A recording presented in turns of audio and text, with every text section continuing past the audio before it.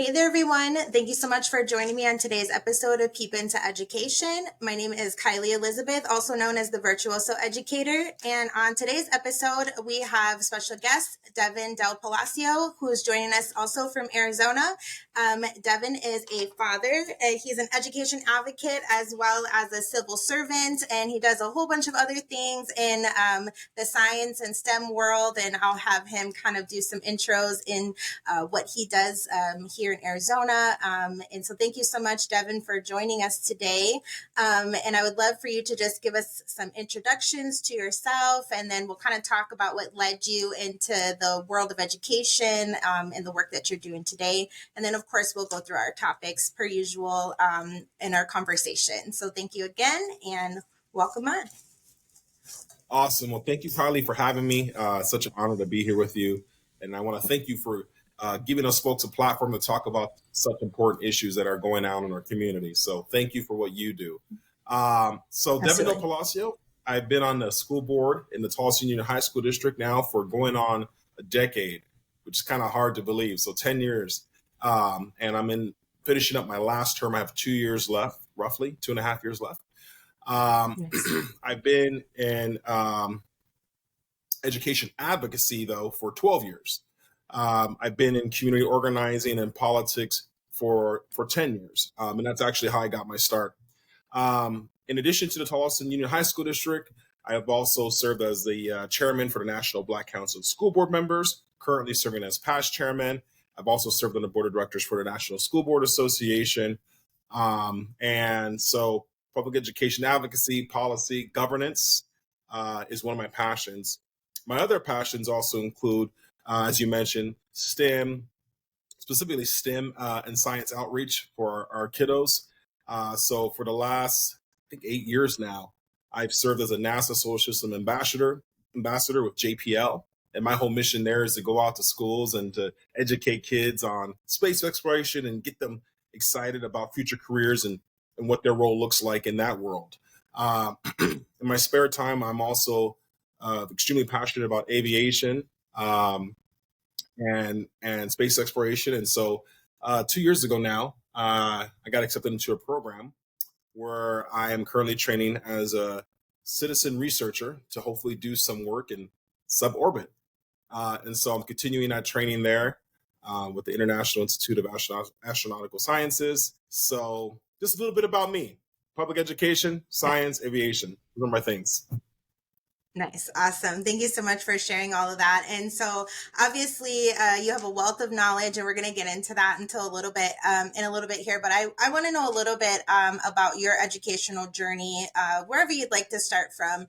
Prior to you getting into your roles now, what did it look like when Devin was in elementary or middle or high school, and like what actually sparked your interest into these career fields that you're into today? Well, first I would say when I was in school, I couldn't wait to be done with school. Okay.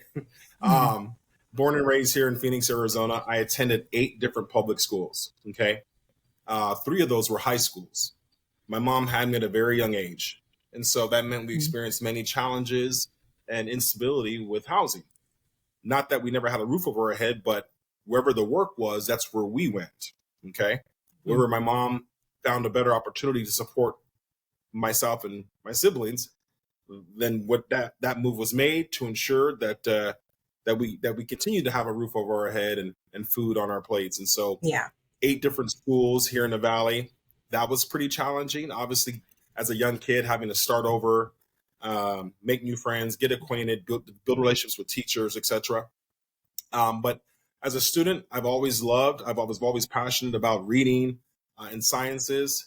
But I think I've also had some experiences in public education that were not so positive, that also influenced my views on public education. And, part of that helps keep me in the work that I'm doing now, because I know there's other kids that look just like me, that move schools just like I did, and that have hardworking parents that care about them like I did, that just need an opportunity. They just need someone to believe in them so that way they can achieve great things too.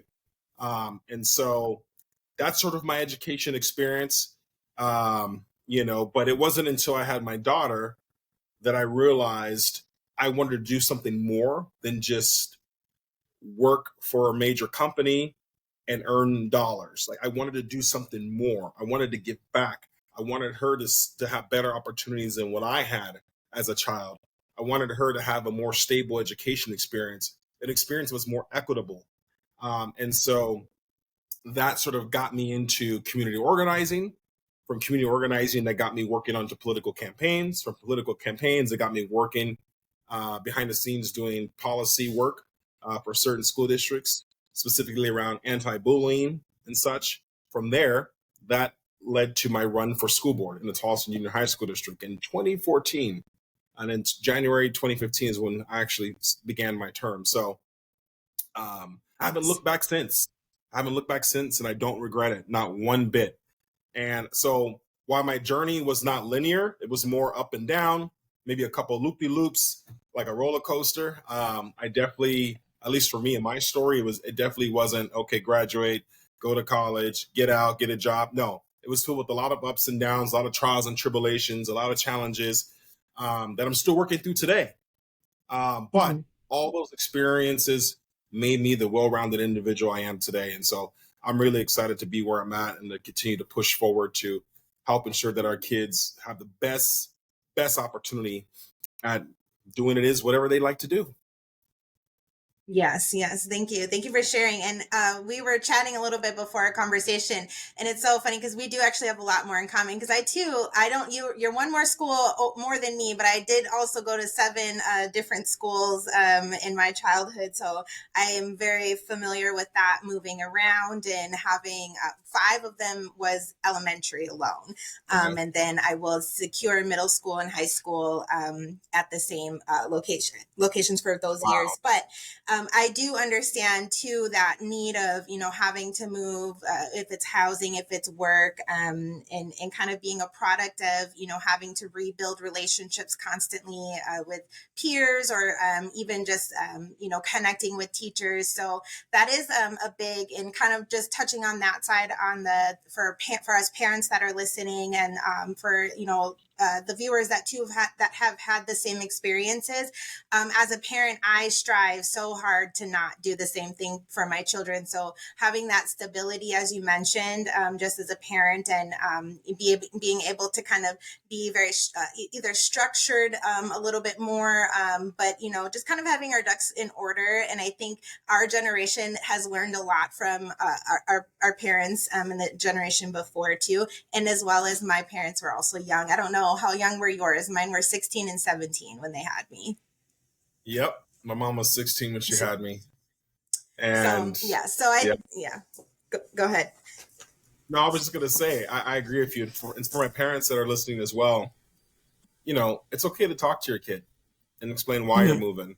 Because I think when they get older, they can leverage these experiences to help them get ahead and navigate the professional world.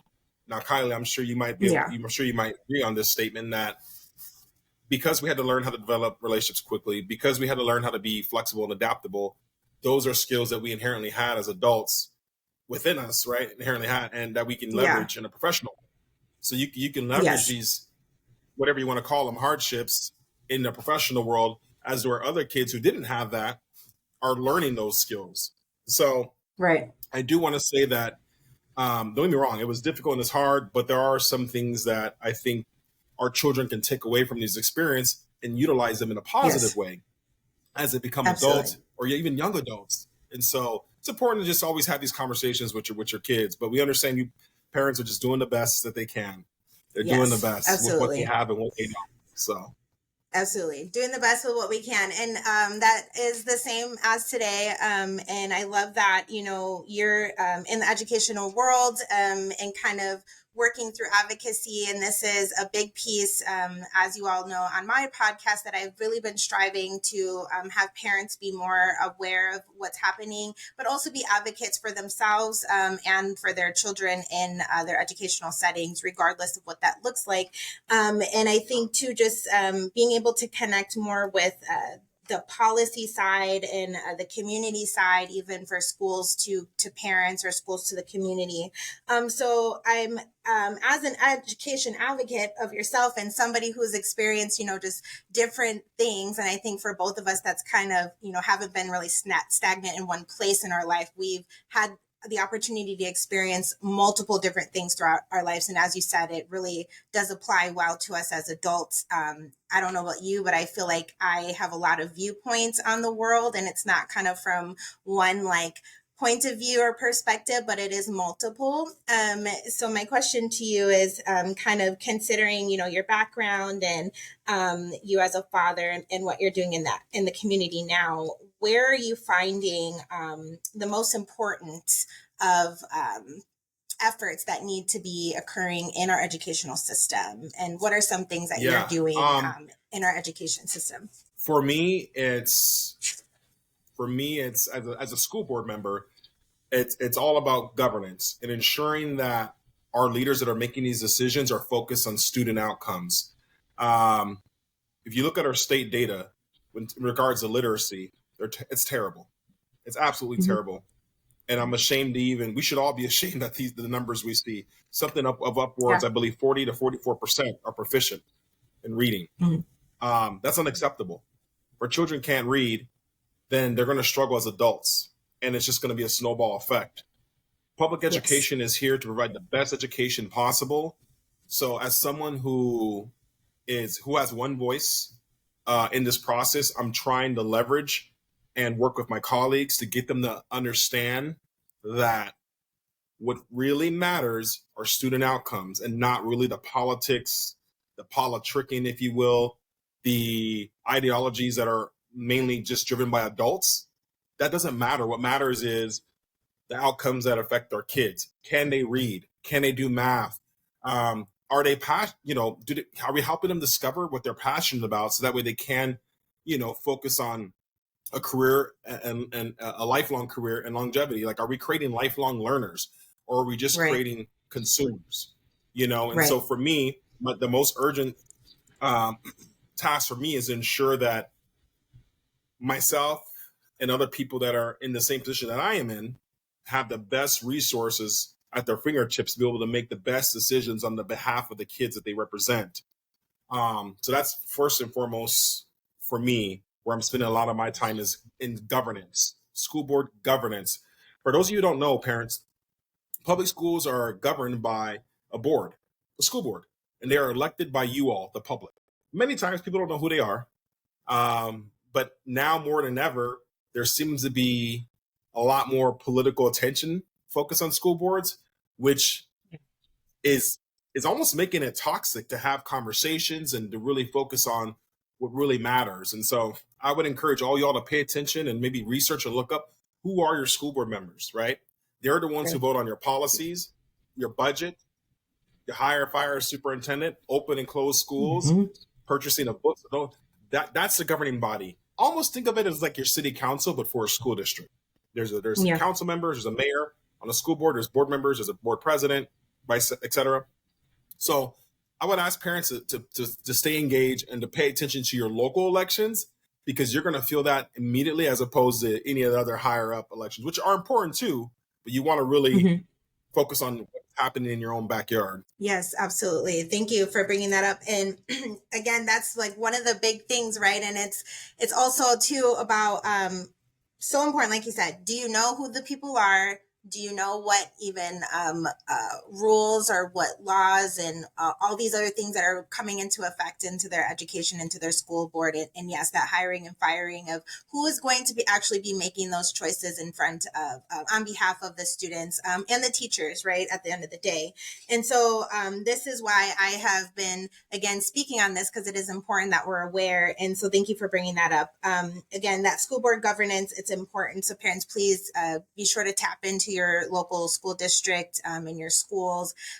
For me, my daughter's shifting into middle school this year, and right away I'm like, do you have a PTA? Can I join? Like, can I be a part of the school that my daughter is attending on in next year? Because I want to know what is happening in this school from a parental level, as well as getting on in that information about that school district as well. So looking up your school report cards is really important. That will help give you some information, but also that parents looking up the district itself and understanding, looking at who's on the board, because all of this is public access anyway. So you will have access to all of those things. So yes. So, okay. So thank you so much, Devin, for sharing that. And, as you said, knowing who's on what, and elections are coming up this year, just as in this is more of a presidential election, but in the same context, it's we have all of these different elections happening. And so if you're electing your president,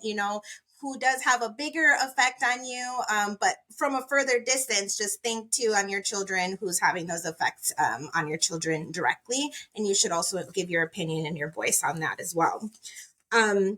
So you make a huge point, Devin, about the literacy concerns, and which obviously we're in a literacy crisis here in the United States. Mostly the data that's we're seeing coming back post-COVID. And again, my youngest is in third grade, and my oldest about to go into sixth grade. And so again, we're seeing that the literacy deficiency is very prevalent upon our students in school.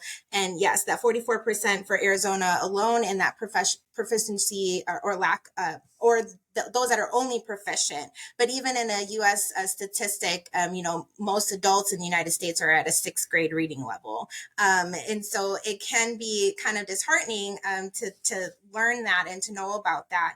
And the other side too is kind of getting that student like voice in there as well. So in your roles and you working with students and teachers, what kind of initiatives or what things do you guys try to put in place to kind of rectify what's going on with our literacy challenge across the United States or here in Arizona?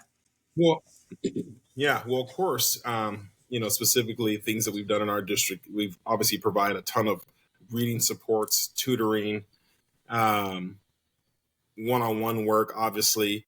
But the reality is this: by the time an eighth grader comes to us, freshman level, with a third grade reading level, I mean, it's going to be very difficult for that student to get caught up. I mean, I'm just good.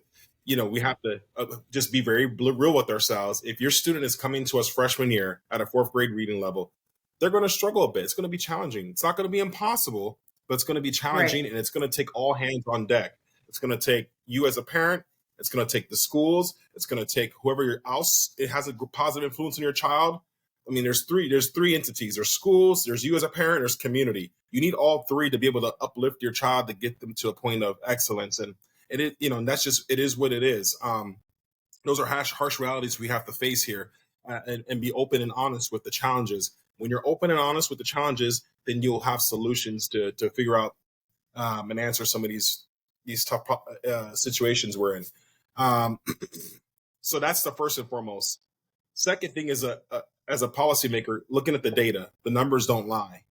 So right. That data will help us make informed decisions about how much money we need to allocate towards a program or initiative, what resources we need to put in place, what plan that needs to be created in order to ensure that we move the needle on these subjects. So those are just a few steps that I know that I have gone through myself personally, my peers have gone through personally in our district to try and really address this reading issue. But the fact is, the pandemic only illuminated a lot of these issues that we already know about, but these have been issues for a long time. They were just exacerbated under the pandemic, but we know our kids struggle to read. We know our kids struggle to add and subtract.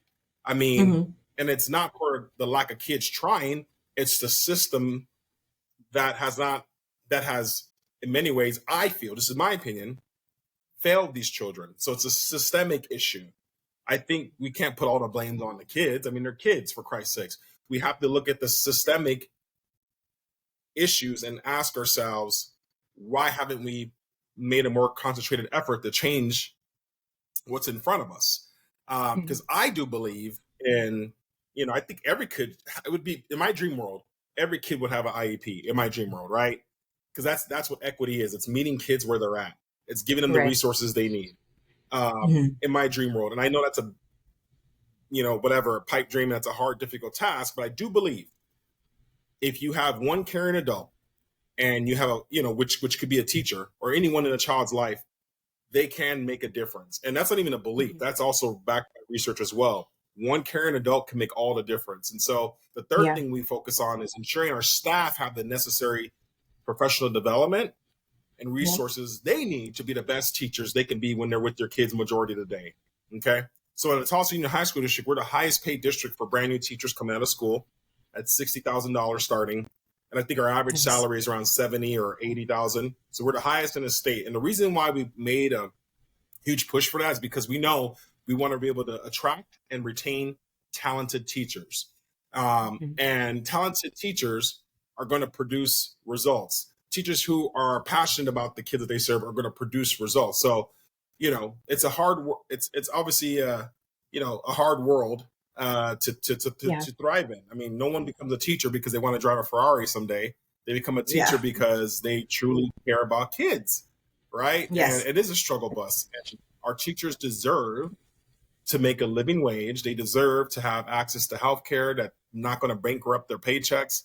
I mean, Mhm. they deserve all these things so that way they can focus on the students. So that way they can Yes. focus on the students. So we have to take care of Absolutely. those who take care of kids, plain and simple. We Absolutely. all remember our good teachers, but we also remember those bad teachers we had. I know I do. Heck, I Mhm. could call them Yeah. out. I remember their names. And so, Yeah. what if every kid had a solid teacher? What if every kid had an excellent person that they know believed in them? Because kids are very good about Mhm. snuffing out, how you interact with them, and if you're really about the business, if you will, they'll Yeah. snuff you out. So, for me, those are the three things: taking care of our staff and teachers, ensuring we're putting money into resources in the programming that works, and then of course looking at the data to then make data informed decisions, and not just going off of what feels good politically, what might land better with this community or that community. No, let's look at the data. Here's what the data says. Yes. Okay, find the solutions, ensure that the solutions are backed and supported with resources, funding, budget, make sure it's a line item, and then we track and measure our progress. And so Yes. it's a really all hands approach when it comes to addressing these Mhm. issues. We're not going to fix it overnight. I recognize it, but dude, we Yes. have to be honest with ourselves. There's systemic issues that exist that are currently holding back these kids, and so we got to figure it out. We got to work through them. Yep. Absolutely. And you said such great things. And I know too, all my podcasts, I take so many notes. So that's why I'm looking down. So kind of backtracking to where you're starting. Yes. Having schools, parents, and communities involved, obviously, it takes a village. And this is something that I speak on all the time. It takes all hands on deck, especially when we're talking about academic performance and our children doing well. Because again, it stems a lot from at home. And you spoke on that too. And I last heard you speak in February. A lot starts in the house and going from there. But then as policymakers and those who have the chance to do better by the teachers. So like you said, your district is offering a higher starting pay. And we know the education world is a space where it's very you're getting very low pay as an educator, but it's really kind of crazy to think about that, to think of what's the end product that we are creating as an educator when they come out of the education system and either moving towards college or their career or whatnot.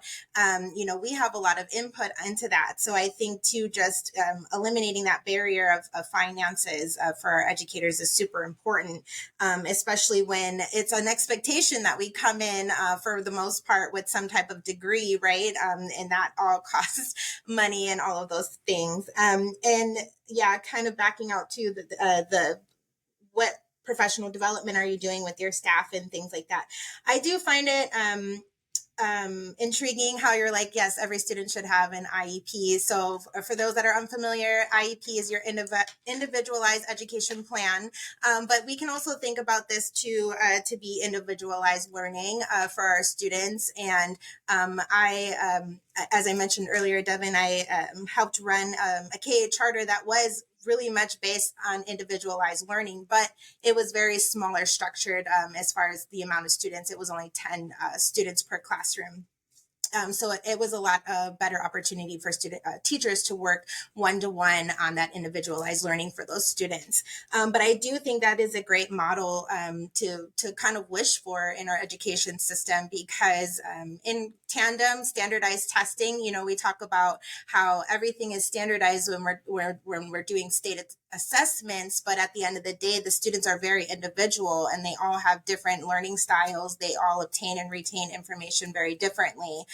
Yet we still have standardized testing that is asking them all to answer the same set of questions all the same way. So I won't get into that too deep today, but I think standardized testing too is a hurdle when we're talking about how do we individualize education for our students because of that expectation at the end of the day. So all of those things are very beneficial to kind of think about, especially those that do govern a board for a school and, putting those policies in place. The other thing that I think about too is when we're having high school students, right? What is happening in the elementary level and what is really taking place kindergarten, first, second, third grade, right? All of those four fundamental years of learning, and it's a milestone in brain development for our children, especially through reading. And for me, it's like I advocate and push for districts to really focus on those grade levels, because if they're coming out of third grade very strong readers, they're going to have that statistic to be able to grow and gain better skills as they're getting older, versus, as you said, waiting until they get to eighth grade, really trying to address that reading deficit. So I think it's very interesting there.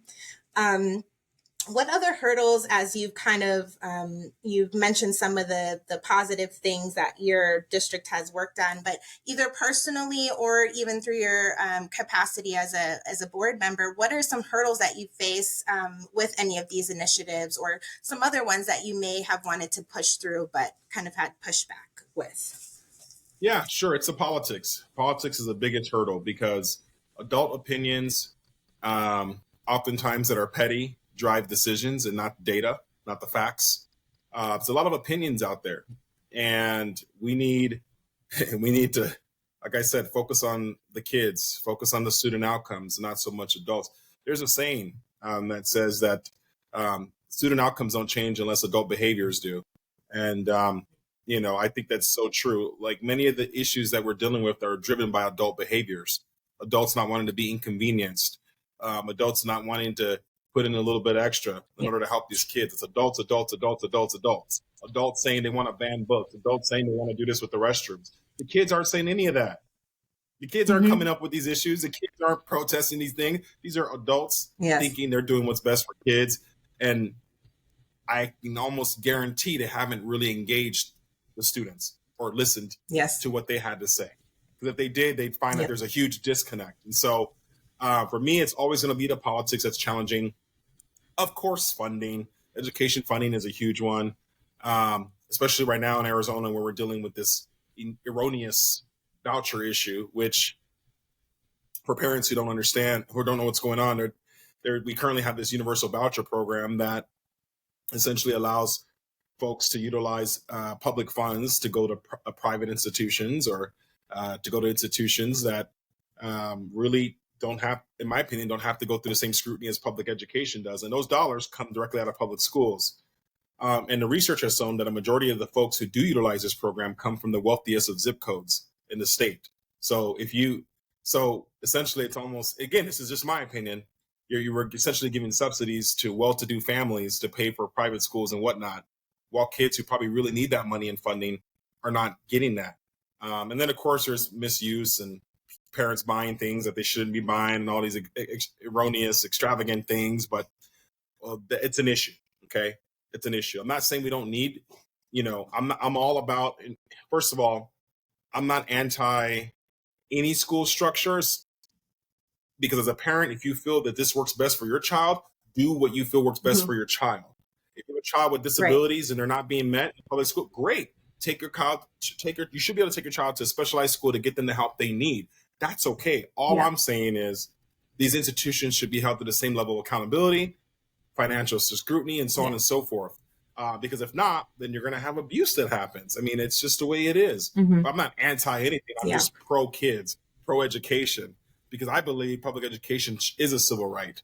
And I believe Hmm. that as a country, as a society, as a state, we should absolutely push for the best freaking schools in the entire world. Because why wouldn't we want that? Why wouldn't we Yes, want our kids to absolutely. have the best institutions in the entire world? Like, why wouldn't we want that? We're as taxpayers, we should be striving for this, but we don't.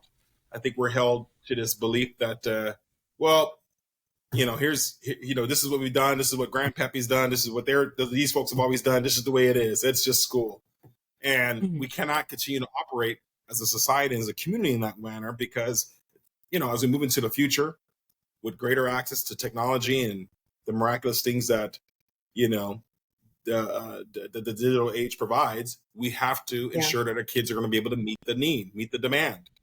And I Hmm. can tell you that we're probably not doing that right now as policymakers in education. I can't say 100% we're preparing our kids for a future, because we don't know what that future looks like necessarily. If you would have Right. asked me 10 years ago that what an influencer was, or what a YouTuber was, or Instagram, it just didn't exist. Or what AI Right. is, or regenerative Yeah. AI, those things didn't exist. Hmm. And we live in the whole world now where we have access to all this, and so do our kids. So how do we leverage where we're at to get our kids where they're going? But for me, again, the greatest challenge is always going to be the politics and adult opinions that aren't based in fact. Yes, absolutely. And I wholeheartedly agree about the adult decision making. And I've too frequently have heard of, students that are not being listened to, even kind of teachers, if they are giving input into their district, but it's still, or their school still doesn't get heard, but fundamentally the students. And I tell everybody this: students, even our own children, as parents, we sometimes don't even listen to our own kids. And in the same context, is like, these kids are super smart. I think they are a little bit, I don't want to say street smart. They are a little bit tech smart, right? Because of the amount of technology that they have access to. I will even say, like, my children have heard a lot and they know about a lot of topics, but then the question is do they like fully understand what it is that they're hearing or listening to? But they do have a lot of opinions, and I think our children are the very first that we should leverage in an education system. Why? Because it's their education, and they're the ones sitting 18,720 hours K through 12th grade, especially in public education. They're sitting in these seats. And so why are we not really tapping into them, especially the middle school, and definitely high school? I've seen a few different programs that really came from the approach of investing in their students' ideologies, as well as their thoughts and opinions, and then really kind of tailoring and catering education kind of around those things that they're interested in. And we do see this a little bit more customized at the high school, especially as we're talking career and technical ed, and they're having more choice of where they're going. But when you kind of scale back a little bit, and you think of our younger kids, and I I'm hosting a summit series right now, and our first summit on Saturday was talking about play in education, and play as liberation to learning, because if you're tapping into that critical thinking skills, those imagination, and they're just innate capabilities you see through natural play versus a teacher telling them what to do for a game. It's really interesting to kind of think about those types of things, and where that can tapping into kids, how that can help change. And so even when we're talking about classroom management skills and with their teachers, this is why we always say, listen to these kids. They'll help you form the rules that they can abide by, but also agree upon. And I think our children are what we're supposed to be benefiting most in the education system. They have the least say. So I agree to that 100%. And then the Yeah. other side of that too, obviously the funding. The funding is an interesting thing. The voucher system too, a very interesting topic. And I too agree. School choice is definitely important. I'm a parent that does school choice and moves my kids to different schools. That doesn't apply to the voucher system, but yes, like having some type of stipulation around vouchers, around income when it comes to the use of vouchers from those families, or as you mentioned, the rules and regulations that are around those private institutions that are receiving these funds, and what does that look like as to ensure that it's being used properly. So I see the ups and downs, both sides of that, and it is interesting. But I too believe that schools should not be funded based only around the income of the community around them. Like, a lot of people don't realize that the income from the housing in their area does directly impact how much funding does go to the school as well. So if you're in a lower poverty neighborhood, your school might not receive as much income as a community that is well off, and has a higher income based off of the community members that live there. So I find it the I agree. property value of the houses. Yeah. So that's kind of like a place too. It's like that could be addressed, because at the end of the day, like you said, would we not want the best for every single school across the United States? Because why, we're affecting every single student, and why would we not have the best in place everywhere? And that's kind of the question that I always come back to. So it's really interesting. Yeah. Yeah, it Really is. And it's interesting here. frustrating. We know that there's other countries that the data shows that they are excelling and passing up, you know, um, our country when it comes to student achievement. And they implement several strategies you mentioned at an early age, at early childhood development, centered around play and, social interaction. And then academics are introduced a little bit later. Yes. And so there are many different ways, there are many different strategies that we could implement, but America, for some reason, or even here in Arizona, we struggle to systemically change the same system we've had for over 150 years. And Yep. I mean, and if you know the story behind the inception of public education, we know that it wasn't meant for all people. It was only Mm-hmm. meant for a certain type of people: landowners, males, white community members, not people of color, women, and other Mm-hmm. folks. And that only started to gradually change over time. But public education in its inception wasn't for everybody. Then it Right. later on morphed into, how do we then create more workers? How do we then create, Mm-hmm. you know, folks to go out and work in factories? And Mm-hmm. so I would challenge everyone to ask, what should education be? What should our schools be doing? Since we are the taxpayers and we're the ones who are funding the school, they should be centers of excellence. They should be Yes. working with our students to find their why and to push them towards a career that's going to create longevity, happiness, health, Yes. and also some stability in their lives. Those should be, at least in my opinion, Awesome. those should be the missions of. And then of course, obviously, to contribute overall to our society in a positive manner, not you know, Yes. not okay, everyone graduates, everyone, okay, you're a boy toy, you're a girl toy. It's like a fast food model. We're just graduating Yeah. folks who are fast food model. Here, you're a Happy Meal, you're a boy toy, you're a girl toy, you're this, you're that. Good luck. Hope you can Mm-hmm. get into college. And obviously, it's not that harsh, but I mean, to some kids, it is. They graduate, Yes. they don't know what to do next, they don't feel like they're prepared, Mm-hmm. and they go and get stuck in a job, paycheck to paycheck, and life Yep. hits them hard. Mm-hmm. And so when does the cycle break? When can we have the conversation about, okay, like, how are we graduating these kids, but overall the data is saying that they can't read, like, at grade level? Yeah. Like, so there's a lot of politics at play, and it is very hard and it is difficult, right? Like, and I agree Mm-hmm. with your sentiment on the standardized tests as well, but that's what we have currently to measure our kids. So I just, it is frustrating for someone who's, you know who wants better for our kids. Yeah. I want better for all of our children, and regardless of what zip code they live in, East Valley, West Valley, like, hey, like all these kids deserve to have access to, you know, their dreams. They should, and if it's cool, if it's not a 4-year, great, go to a 2-year. If it's not a 2-year, go to a trade. Like there's so many Yeah. different options for these kids, but many of them don't Options. know. They just don't know, Yes. you know. Yep. Yeah. And there's And a I, perception that if you don't go, there's all kinds of things, but yes, the person, yeah, and I go ahead. think the perception too is no, it's okay, is what's really key. And as we talked about earlier, we could constantly go deep into this. It's such a funnel that we can all just jump into. And I think in our minds, we have the picture, perfect view of what that actually could look like. And again, it's just we're dealing with adults' behaviors, adult egos, the politics that kind of really have no place in this type of environment. When at the end of the day, we want viable members of our community. I think where I kind of think from in my mind is considering the concerns that we have for our children today. What is our community or our world going to look like in 20 to 30 years, as these are supposed to be the children that's going to take over and kind of run in the place of the current adults now? And if they're not prepared even at this age for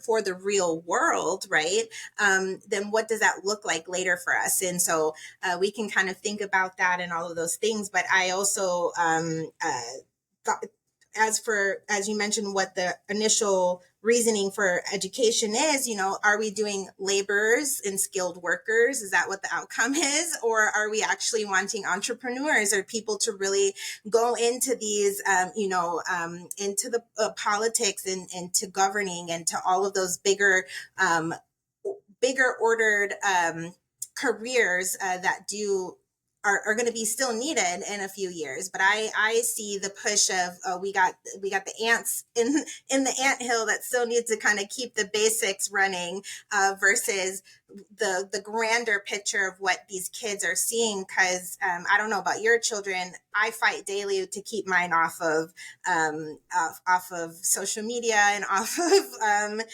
YouTube because of the scrolling. But they have I think a skewed view of what actual reality is sometimes, and kind of trying to fight them to come back to the real world and really kind of implicate their own interests of what they want to do. Because my son is, yeah, I want to be an influencer, I want to be a YouTuber. That's great, I do YouTube, but what else do you want to do? So, and encouraging this in the school systems of, like you said, listening to these kids and really tapping into that voice and choice in the schools for sure.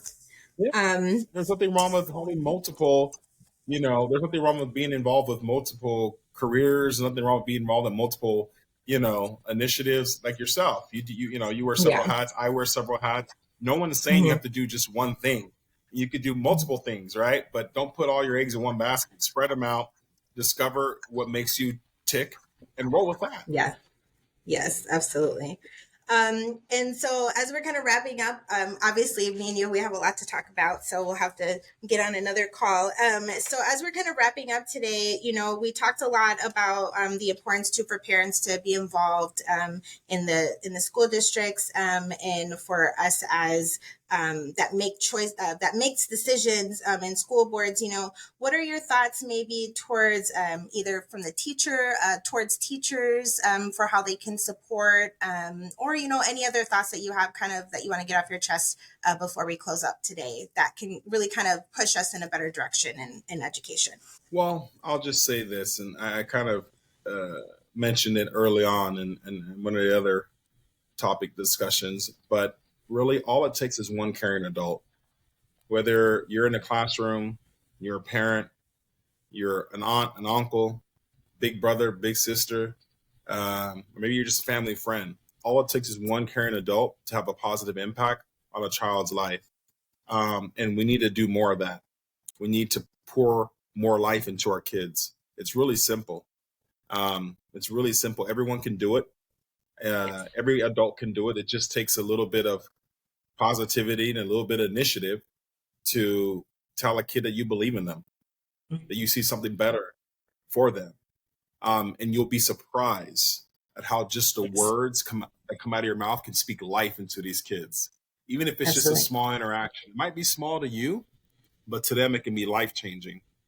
I never forget, I've never forgotten all the adults, a handful of adults who, along my childhood, told me something positive. I remember those during my dark times, during the challenging times. I remembered what those people told me, and it Yes. reminded me about myself and who I am. And so, just at the very least, if you can't do anything else, if you don't want to vote, which is extremely important, if you can't show up to the school, if you can't get to a meeting, if you can't because life has you down so bad, remember you can always speak life into somebody, and especially our children. So that's what I would Absolutely. leave folks with today is speak more life into our kids. That's a good place to start. Yes, absolutely. Thank you. That's a great place to stop because I wholeheartedly agree. So thank you so much, Devin, for sharing about yourself and what you're doing. And thank you so much for all the work that you're doing here in Tolleson and in Arizona. And I will be sure to tag all of your information in the comment below. But if anybody else wants to tap in with Devin, please be sure to check out his social media page. And then also follow, like, and share myself, Kylie Elizabeth. And so, Devin, thank you so much. And you guys all have a great day.